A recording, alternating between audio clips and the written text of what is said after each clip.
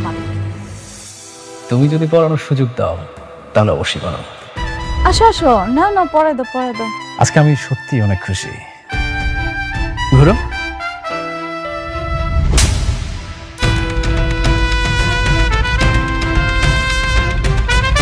শয়তানের বাচ্চা, শুধুমাত্র তোর জন্য আমার সুখের সংসারটা ধ্বংস হয়ে গেছে।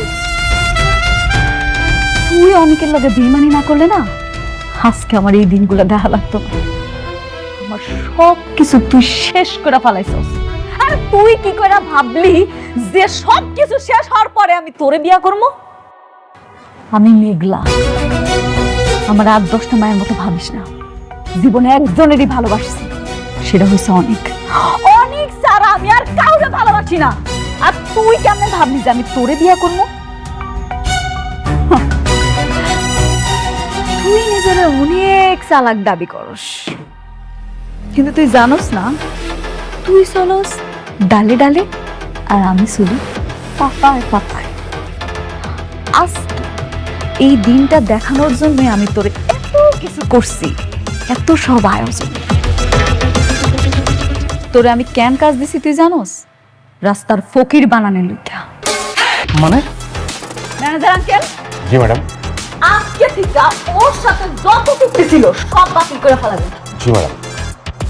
আজকে থেকে আমগো কোম্পানি ওর সাথে কোনো কাজ করব না। মানে বললেই হলো?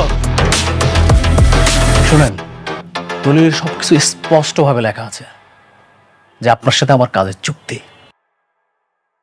আপনি চাইলেই আমার কাজ ক্যান্সেল করতে পারবেন না। রাতুল সাহেব,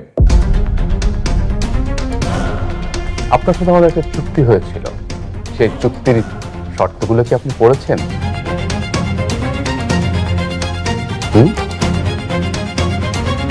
চুক্তির 10 নম্বর শর্তে বলা ছিল যে আপনার কোনো কাজ যদি আমাদের মনোপুত না হয় তাহলে যে কোনো শর্তে আপনার চুক্তি বাতিল করতে পারবো।